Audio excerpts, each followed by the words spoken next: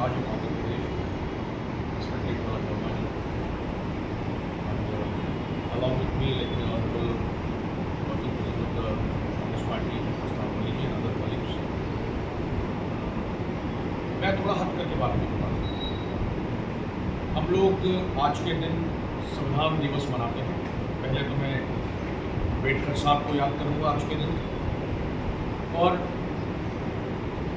देश के तमाम लोगों को बधाई देना चाहूँगा संविधान दिवस की। सबसे बड़ी चुनौती जो है देश के सामने, वो संविधान को बनाए रखने की है, इसे बचाने की है। हम लोग संसद से लेकर के देश के कोने कोने में देख रहे हैं कि संविधान को तोड़ने मरोड़ने का कार्य चल रहा है।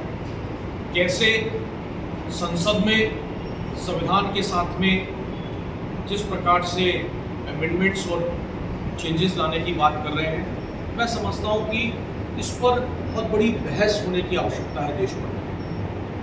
जहाँ हम आज के दिन को संविधान दिवस के रूप में मनाते हैं 26 नवंबर, वहीं औपचारिक रूप से आज संविधान को जो है अख्तियार करने का काम किया गया था, और उसे लागू करने का काम जो है वो 26 जनवरी 1950 को किया गया था। एक अंतर है, इसको समझने की आवश्यकता है। कुछ ऐसी चीजें हैं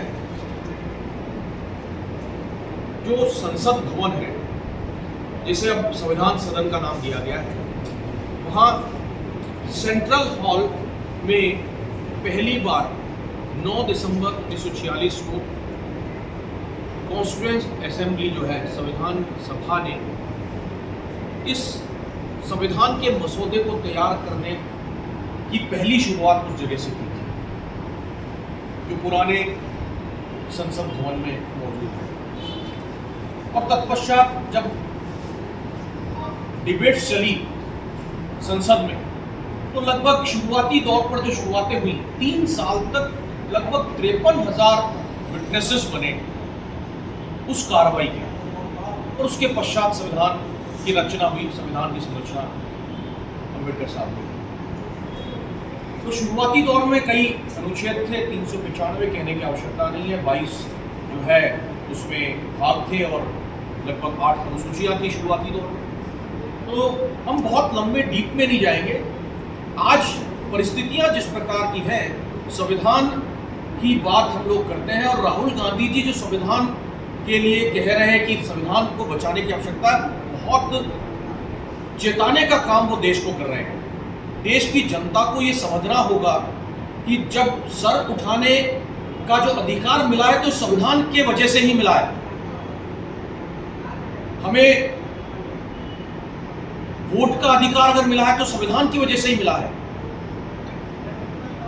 पिछड़ी जातियों को, अनुसूचित जाति को, और वो तमाम जो जिन्हें अनटचेबल की कैटेगरी में रखा गया था, उन्हें मुख्य धारा में अगर लाने का काम किया है अम्बेडकर साहब ने, तो वो संविधान की वजह से ही संभव हो पाया है। तो आज सबसे बड़ी जो चुनौती है, वो इस संविधान को सहेज के रखने की है, संविधान को अवेयर के रखने की जरूरत है, और इस संभाल के रखने की जरूरत है संविधान को। हमें उस लड़ाई को लड़ना होगा, चाहे सड़क पर हो, चाहे सदन के अंदर हो।